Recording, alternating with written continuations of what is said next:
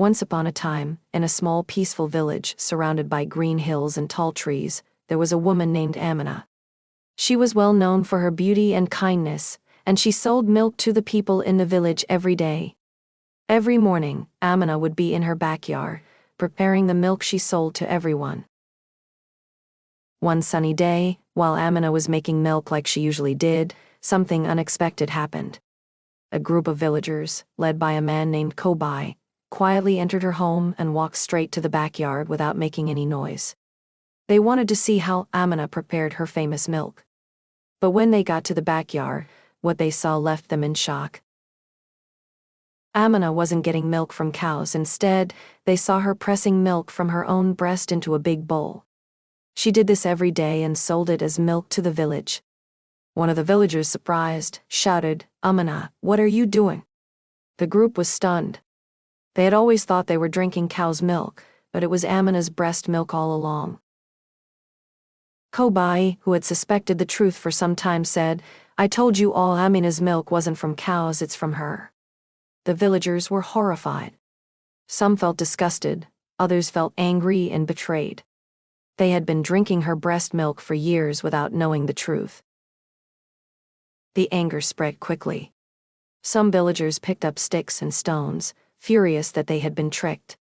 "How could you lie to us like this?" someone yelled.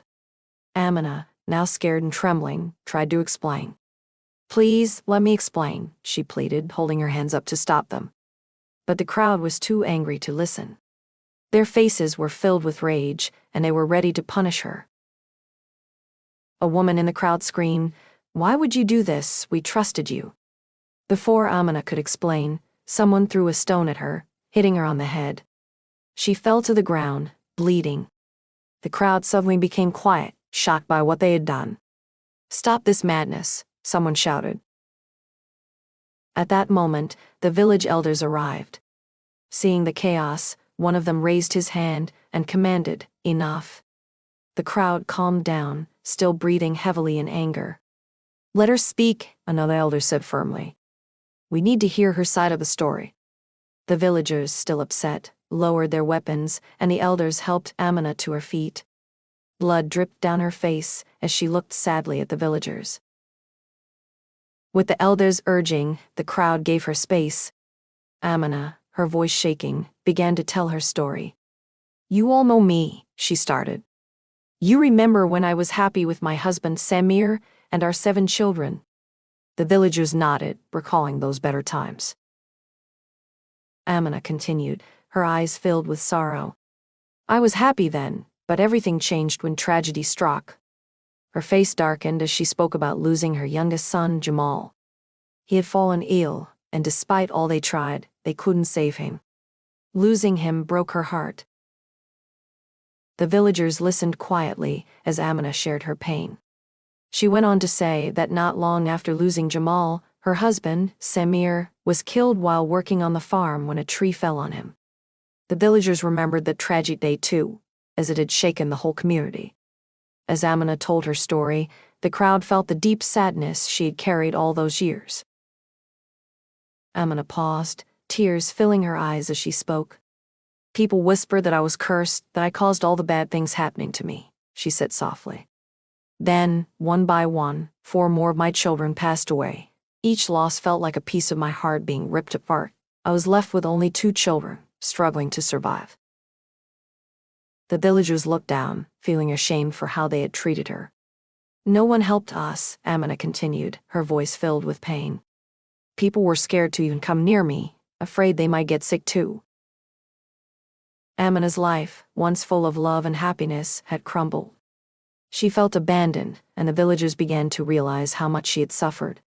Her voice trembled as she shared her story. "After losing so much, I tried to find a way to make a living. I thought if I cooked food and sold it in the market, maybe we could survive." The villagers remembered how they avoided her market stall, refusing to buy anything from her. "People called me a witch," Amina said sadly. "They said if anyone ate my food, they would be cursed." It hurt so much to hear those words and to see people avoid me like I was a disease. Desperate, Amina did what she could to support her children. I did small chores for the few people who would still talk to me. I cleaned houses, washed clothes, and pulled weeds, but no one let me near their kitchens or their children. They were afraid of me, she explained.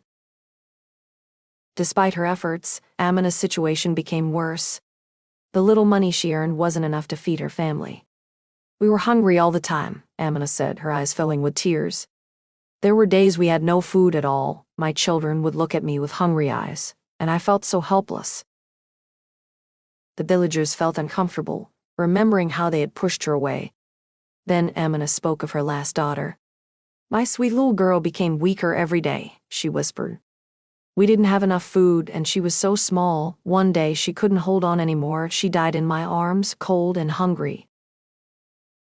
A heavy silence fell over the crowd as they listened to Amina's heartbreaking story. The villagers realized how much their actions had hurt her. They had shunned her, believing the worst, and now they understood the consequences of their rejection. Amina stood before them as a mother who had lost everything. Her story was filled with pain and desperation, and the villagers felt a deep sense of regret. This is how Amina began selling her breast milk. After losing everything and feeling rejected by the village, she had nowhere else to turn. In a moment of deep despair, she decided to visit an old woman she had met once before, hoping for some kind of help.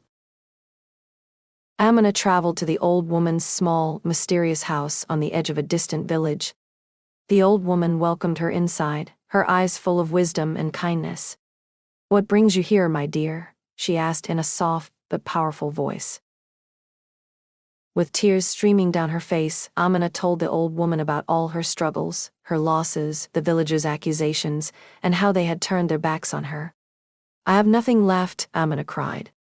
I can't keep living like this. I need help, anything that can save me. The old woman listened carefully, then nodded thoughtfully. Amina sat quietly as the old woman spoke. There's something you can do, the old woman said slowly. It might sound strange, but it's a way to survive and maybe get back at those who treated you so badly. She leaned closer and whispered, you can sell your breast milk, but with a special ingredient that will make it irresistible. Amina looked confused and a bit scared. Sell my breast milk? She asked, unsure. And what is this special ingredient? The old woman smiled kindly. Yes, your own milk. The ingredient is harmless but magical. It will make your milk taste so delicious that people won't be able to resist it. They will keep coming back for more. It's a way for you to survive and perhaps teach them a lesson for how they treated you.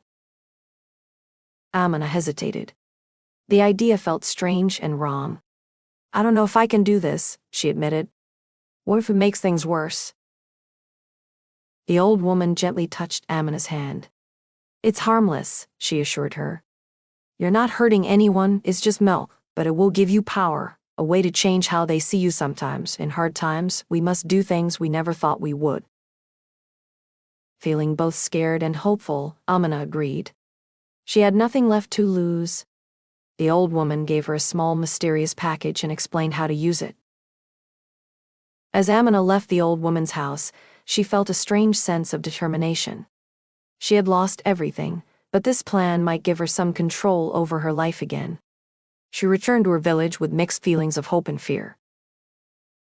The next day, Amina followed the old woman's instructions. She prepared the milk, adding the special ingredient to make it taste unique and irresistible. After filling her containers, she took them to the market, unsure of what would happen. On the first day, Amina set up her small stand, feeling nervous. She called her product Nunu, the local word for milk. At first, the villagers hesitated, remembering the rumors about her. But the rich, inviting smell of the Nunu soon caught their attention. One brave villager decided to give it a try. After taking a sip, his eyes widened in surprise. This is amazing, he exclaimed. Everyone, you have to try this. He quickly spread the word, and soon more people gathered, curious about the Nunu. Amina watched in awe as the villagers lined up, eager to buy her milk. They sipped and smiled, praising how delicious it was. It's so creamy and sweet, one woman said, licking her lips. I never tasted anything like this before, another man added, handing over his money with a grin. Day after day, the same thing happened. More and more villagers came to buy Amina's nunu. The same people who once avoided her now praised her milk, forgetting the old rumors. They talked about how good it was, and how they couldn't wait to buy more. Even those who had once shunned Amina now looked at her with admiration. Their suspicions were gone, replaced by the joy of tasting something so delicious. Amina felt a sense of relief and happiness. For the first time in a long time, she had something to be proud of. She was making money, and more importantly, she was gaining acceptance from the villagers. They no longer whispered behind her back or called her names. Instead, they smiled and thanked her for the nunu, happy to see her at the market each day. Amina's business grew, and she was no longer an outcast. She became a respected member of the village, known for her wonderful milk. Her heart filled with joy as she counted her earnings, feeling a sense of belonging she hadn't felt in years. Amina had finally found a way to turn her life around, all thanks to the magical milk that everyone loved so much. As Amina's milk business thrived, she found herself busier than ever. Every day she prepared more nunu, and every day the villagers bought it eagerly. The once quiet and lonely woman was now surrounded by smiling faces and warm greetings. In her joy and success, Amina almost forgot the hard times she had faced before. Amina had promised to thank the old woman who helped her, but with her milk business booming, she forgot all about it. She got so busy with her success that she didn't realize this would soon cause her problems. Not everyone in the village was fooled by the delicious taste of her milk. One man named Musa, who lived close to Amina, grew suspicious. He had never seen her go to the farms to buy cow milk, yet she always had plenty to sell. Something didn't seem right to him. Musa couldn't shake the feeling that Amina had a secret behind her success. Musa started watching Amina closely.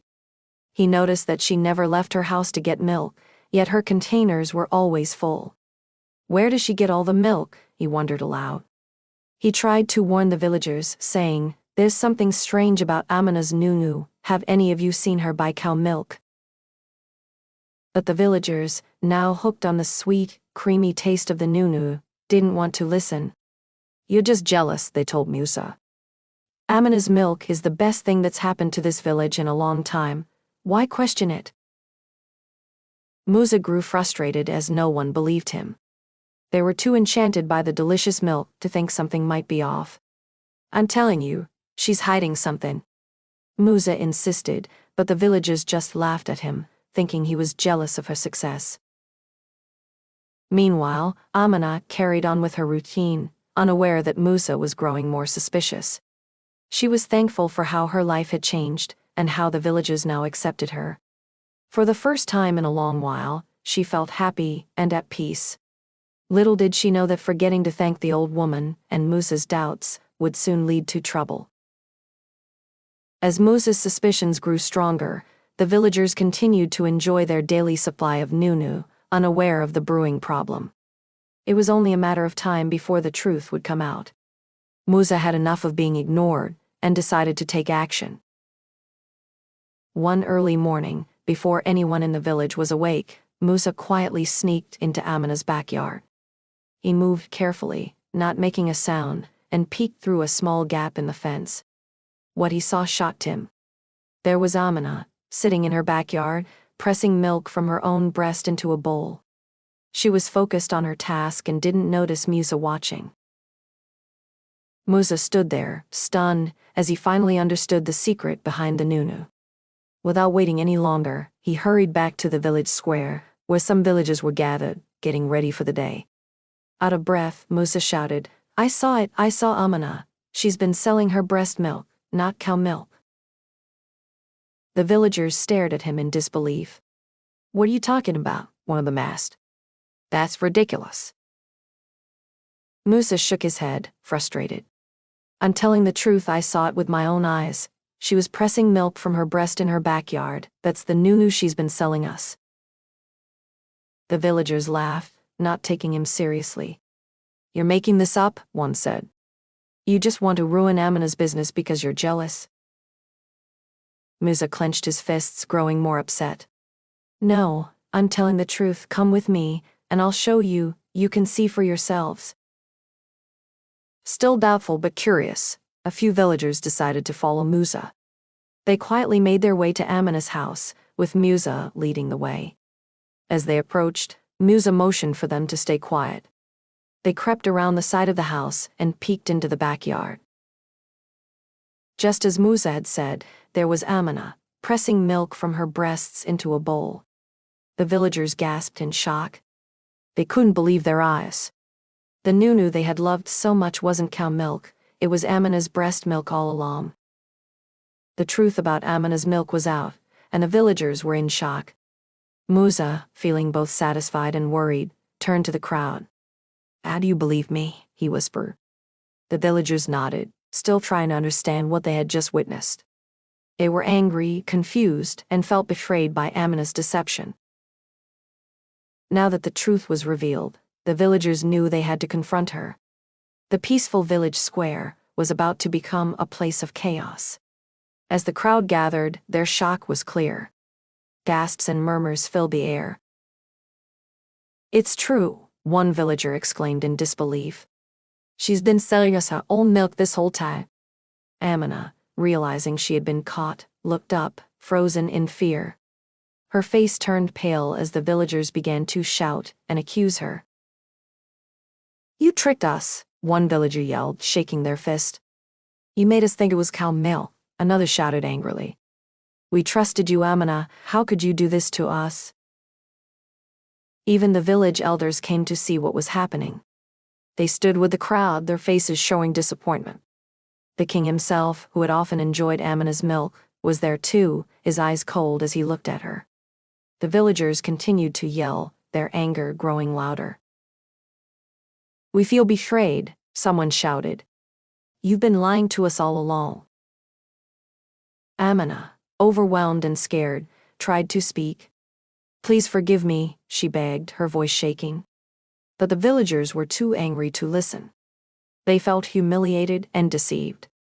What had once made Amina successful was now leading to her downfall. One of the elders stepped forward, raising his hand to calm the crowd. "Enough," he said with authority. "We have all been deceived, and we have the right to be angry, but let's handle this with dignity." The villagers quieted down, but their anger still burned. They turned to the elders and the king, waiting for their decision. Amina stood trembling, tears in her eyes, knowing that her future was now in the hands of the people she once called her neighbors and friends. The village had been shaken by Amina's secret. The milk that had brought so much happiness was now seen as a symbol of betrayal. The elders, the king, and the villagers all felt the weight of her deception, and the tension in the air was thick as they waited for what would happen next. The shock quickly turned into anger, and soon the villagers became violent. Unable to control their rage, they picked up stones and sticks, moving toward Amina. "How could you lie to us?" one person yelled, throwing a stone that hit Amina's shoulder. Another villager shouted, "We trusted you, and you betrayed us." The crowd's anger grew, and they began to throw stones and beat her. Their faces were full of disgust and anger. Amina cried out in pain, trying to protect herself. "Please forgive me," she begged. "I only did this because you all treated me so badly.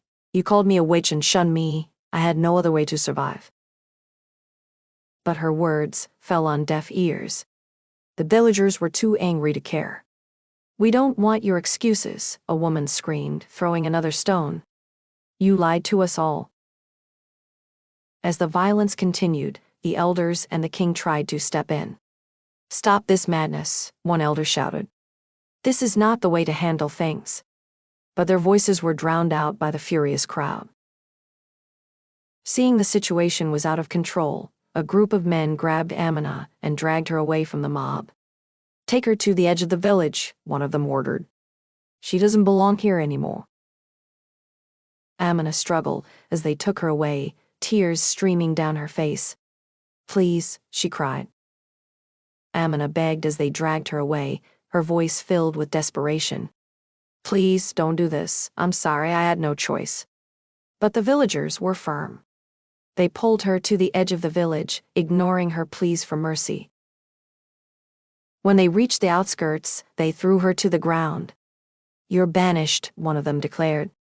"Never come back here." Amina lay there, bruised and broken, her heart heavy with sorrow. She had lost everything: her home, her business, and any chance of forgiveness. The villagers turned their backs on her, leaving her alone. As she watched them walk away, Amina realized the weight of her actions. She had deceived the people who had once been her neighbors, and now she was paying the price. Banished and disgraced, she knew she could never return to the life she once had. Amina, battered and exhausted, struggled to stand after the villagers left her. She felt pain, not just from the injuries, but from the betrayal and loss. With nowhere to go, she decided to search for the old woman who had once given her a strange solution. Maybe the woman could help her again. With every painful step, Amina made her way into the forest. The trees towered above her, casting long shadows that made everything feel dark and sad. She walked slowly, her body aching and her spirit weighed down by sadness. After a long, difficult journey, she finally arrived at the old woman's hut. But something was different.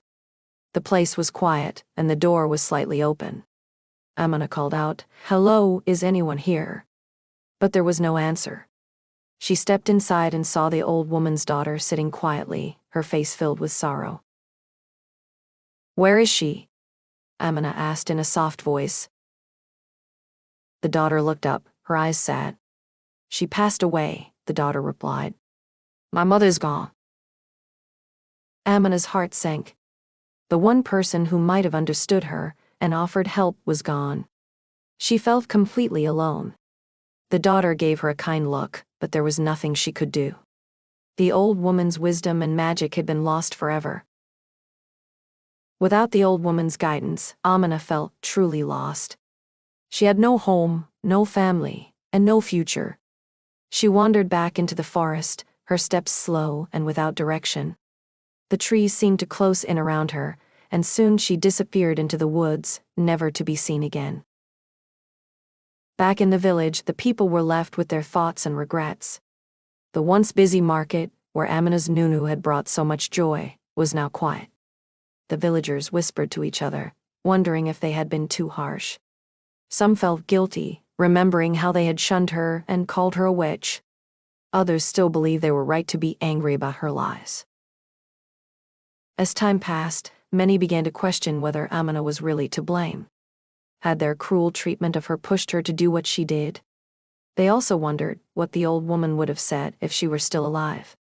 Would she have defended Amina, saying her actions were those of a desperate woman trying to survive? Or would she have condemned her for lying to the village? These questions lingered in the village, unanswered. The villagers were left to think about their own actions and the consequences of their judgment. Amina's story became a lesson, told and retold, a reminder of the importance of compassion and understanding. And somewhere, deep in the forest, Amina's fate remained a mystery, a silent reminder of a life filled with sorrow and misunderstanding. Now, dear readers, who do you think was wrong? Was it Amina or the villagers? And if the old woman had been alive, what do you think she would have told Amina?